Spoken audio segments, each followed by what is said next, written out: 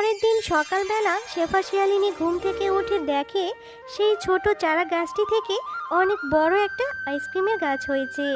আর সেই আইসক্রিম গাছে অনেক আইসক্রিম ধরেছে। মা, বাবা, দেখো না, আমাদের উঠোনে কত বড় একটা আইসক্রিমের গাছ হয়েছে, কত আইসক্রিম ধরেছে। এই সব আইসক্রিম এখন আমরা খাবো।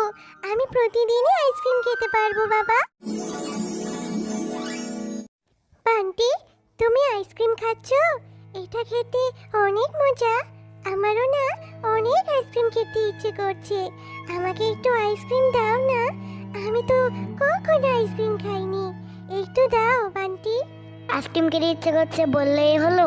আমার বাড়িতে টাকাও আছে, আইসক্রিম আছে। আমি তোকে আইসক্রিম দিতে পারবো না। কেন দিব তোকে? তোর বাবা মাকে বলবি আইসক্রিম কিনে দিতে। এরপর সেখানে বান্টির মা বাঘিনী চলে আসে। আর সে এসেই বলতে থাকে যে, আরে বান্টি, সেই কখন থেকে তোকে ডাকছি, বাড়ির কোথাও তোকে খুঁজে পেলাম না। তুই এখানে কি করছিস? আইসক্রিম নিয়ে এখানে এসে খাচ্ছিস? আর এই ছোট লোকের কাঠুরের মেয়ে এখানে কি করছে? এই মিনা, এই বান্টির কাছে তুই কি করছিস রে? এক্ষুনি বাড়ি যা বলছি। মা দেখো না মা, আমার কাছে কতক্ষণ ধরে আইসক্রিম চাচ্ছি। ওকে কখন থেকে বলছি আইসক্রিম দিব না, তবুও আমার কাছে দাঁড়িয়ে রয়েছে। মিনা, তোদের মতো ছোট লোকেরা সবসময় অনেক লোভী হয়। ঠিকই আমার ছেলেকে ভুলিয়ে ভালিয়ে আইসক্রিম খেতে চলে এসেছিস। এখান থেকে চলে যা বলছি। বাঘিনী রানীমা, তুমি আমাকে এভাবে কেন বলছো? তোমাদের তো অনেক টাকা, তোমরা আইসক্রিম কিনে খেতে পারো। আমি কখনো আইসক্রিম খাইনি। আমাদের তো এত টাকা নেই, এজন্য বান্টির কাছে একটু আইসক্রিম চেয়েছি। ঠিক আছে, আমি এক্ষুনি চলে যাচ্ছি, আর আসবো না বান্টির কাছে। এই কথা বলে মিনা মনটা খারাপ করে সেখান থেকে চলে যায়।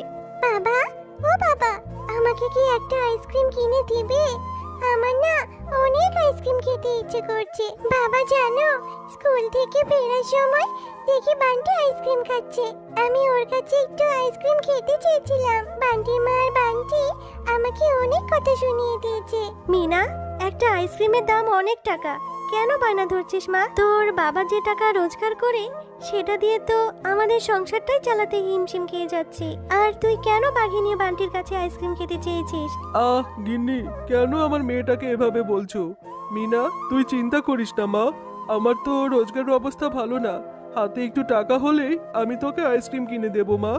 ঠিক আছে বাবা, আমি আর কখনোই আইসক্রিম খেতে চাইবো না।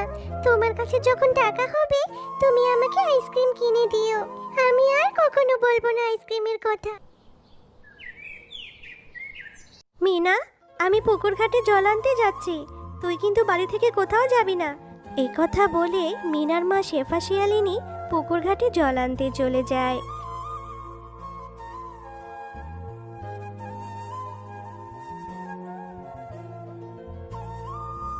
আরে, এই পুকুর ঘাটে বুড়িটা কি করছে?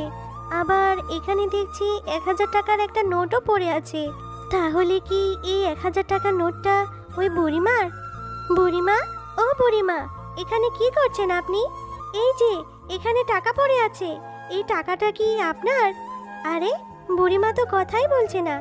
এখানে তো বুড়িমা ছাড়া কেউই নেই, তাহলে টাকাগুলো তারই হবে। বুড়িমা, আপনি এদিকে তাকান, কথা বলছেন না কেন? আপনার টাকাটা তো নিয়ে নিন। শিয়ালিনী, আমি এখানে টাকাটা রেখে তোমাকে পরীক্ষা করছিলাম। তোমার মনে সত্যিই কোনো লোভ নেই, তুমি অনেক ভালো, তাই আমি তোমাকে সাহায্য করতে চাই। তুমি বলো তোমার কি প্রয়োজন, আমি তোমাকে তা দিয়ে সাহায্য করব। আমার তেমন কিছু চাই না পরি। আমি যে একজন হতভাগী মা। আমার মেয়েটা আমার কাছে একটা আইসক্রিম খেতে চেয়েছে, টাকার অভাবে আমি ওকে আইসক্রিম কিনে দিতে পারিনি।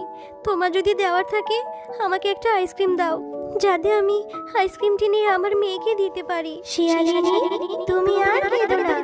এই নাও, এই গাছের চারাটি আমি তোমাকে দিয়ে দিচ্ছি। এটা বাড়িতে নিয়ে রোপণ করবে, কালকে দেখতে পাবে এই গাছটাতে অনেক আইসক্রিম ধরবে। তুমি সত্যি বলছো পরি? এই গাছটাতে আইসক্রিম হবে? তাহলে তো ভালোই হবে, আমার মেয়েটাকে আমি আইসক্রিম খাওয়াতে পারবো। তোমাকে কি বলে যে ধন্যবাদ দেব পরি, তুমি অনেক ভালো গো। এরপর শেফা শিয়ালিনী পরীর দেওয়া সেই চারা গাছটি নিয়ে বাড়িতে চলে যায়। আর বাড়িতে নিয়ে তার উঠোনের সামনে রোপণ করতে থাকে। আরে গিন্নি, তুমি এখানে কি করছো? এই চারা গাছটা কোথায় পেলে? এই চারা গাছটা উঠোনে রোপণ করছো কেন? এরপর শেফা শিয়ালিনী মিচকে শিয়াল ও তার মেয়ে মিনাকে সবকিছু খুলে বলে। মা, তুমি সত্যি বলছো এই গাছটা থেকে আইসক্রিম হবে? তাহলে তো অনেক ভালো হবে মা, আমি প্রতিদিন আইসক্রিম খেতে পারবো। ইয়ে, কি মজা, কি মজা।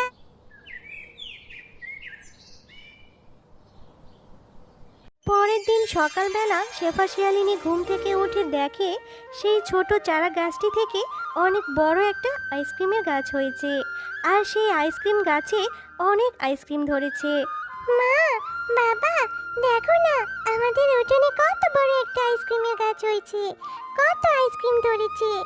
এই সব আইসক্রিম এখন আমরা খাবো, আমি প্রতিদিনই আইসক্রিম খেতে পারবো বাবা। ওগো, এবার বোধহয় আল্লাহ আমাদের দিকে মুখ তুলে তাকিয়েছে গো। তোমাকে আর কাটতে হবে না, তাই না? এখন থেকে তুমি এই গাছ থেকে কিছু করে আইসক্রিম পেড়ে বাজারে বিক্রি করবে, তাহলে আমাদের সংসারটা ভালো মতোই চলে যাবে, তাই না? এরপর মিচকে শিয়াল গাছ থেকে কিছু আইসক্রিম পেড়ে বাজারে নিয়ে বিক্রি করতে থাকে, আর তাদের সেই আইসক্রিম গাছের কথা বনের অন্য পশুরাও জেনে যায়। ওগো সূর্য, আমাদের বনের শেফা শিয়ালিনী নাকি এক মায়াবী পরীর থেকে একটা গাছ পেয়েছে, সেই গাছে আবার আইসক্রিমও হয়। তাই নাকি? এটা কি বলছো বউ? সত্যি যদি ওই শেফা শিয়ালিনী পেয়ে থাকে তাহলে তুমিও যাবে ওই পুকুর ধারে গিয়ে, তুমিও শেফা শিয়ালিনী যেভাবে চারা গাছ পেয়েছে সেভাবে তুমিও চারা গাছ নিয়ে আসবে। এরপর বাঘিনী শেফা শিয়ালিনী যে পুকুর ধারে জল আনতে গিয়েছিল সেও সেখানে জল আনতে যায়। আরে, শুনেছি শেফা শিয়ালিনী নাকি এখানেই 1000 টাকা পেয়েছিল, কিন্তু এখানে এসে তো দেখছি অনেকগুলো টাকা। নিশ্চয়ই বুড়িমায়ের এতগুলো টাকা না।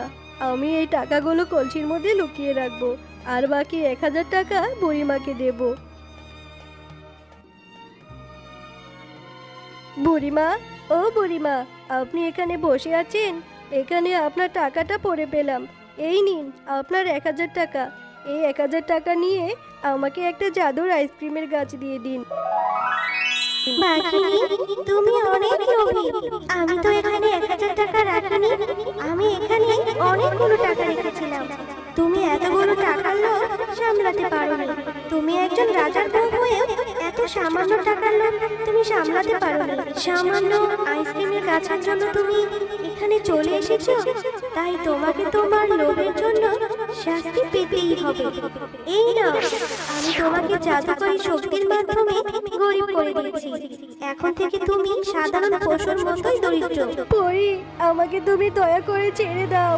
তুমি আমাকে এভাবে শাস্তি দিও না। আমি ভুল করেছি। আমি শেফা শিয়ালিনীর সামান্য আইসক্রিম গাছের লোভে এত কিছু করেছি। আমি আর জীবনে কোনোদিন লোভ করব না। তুমি আমাকে ছেড়ে দাও, আমার সব ধন সম্পদ ফিরিয়ে দাও। তো বন্ধুরা, আজকের গল্পটি তোমাদের কাছে কেমন লেগেছে? যদি গল্পটি ভালো লেগে থাকে তাহলে লাইক, কমেন্ট আর সাবস্ক্রাইব করে আমাদের সাথেই থেকো। আর হ্যাঁ, এমন সুন্দর সুন্দর গল্প দেখতে চাইলে পাশে থাকা বেল আইকন বেলটি অন করতে ভুলো না কিন্তু।